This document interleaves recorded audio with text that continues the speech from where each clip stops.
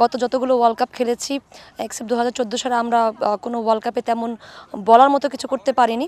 So আমাদের জন্য এটা অনেক বেশি ইম্পর্টেন্ট এই জন্য যে আমরা চাই যেন এই ওয়ার্ল্ড কাপটা আমাদের জন্য কাউন্টেবল হয় এবং মেমোরেবল হয়। আমি বলবো যে খুবই হতাশাজনক, বাট আমি জানি, আমি বিশ্বাস করি এটা যে এবার আর এই দুঃখটা হয়তো বা আমরা ঘোচাতেই চাই যেন আমাদের এই দুঃখ আর না থাকে।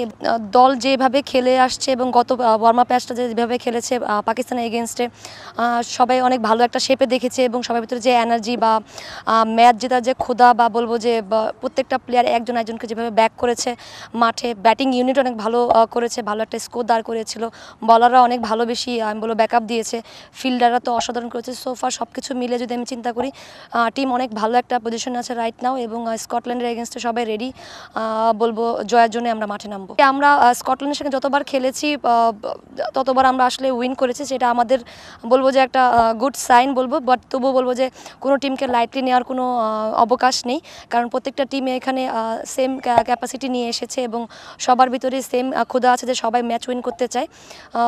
তো সোফার অবশ্যই আমরা one game at a time এভাবেই আগাবো এবং তাদের এগেনস্টে যেসব প্ল্যান করলে তাদেরকে আমরা বিট করতে পারবো সেগুলো নিয়ে ভাববো।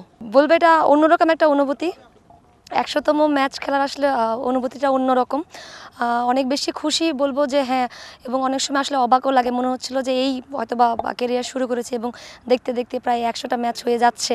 সো দিক থেকে আমি অনেক বেশি আনন্দিত এবং সবথেকে বেশি খুশি হব যেন এই 100তম ম্যাচে যদি আমি বাংলাদেশের জয়ে নিজের কোনো কন্ট্রিবিউশন রাখতে পারি, সেটা হবে আমার জন্য সবথেকে মেমোরেবল।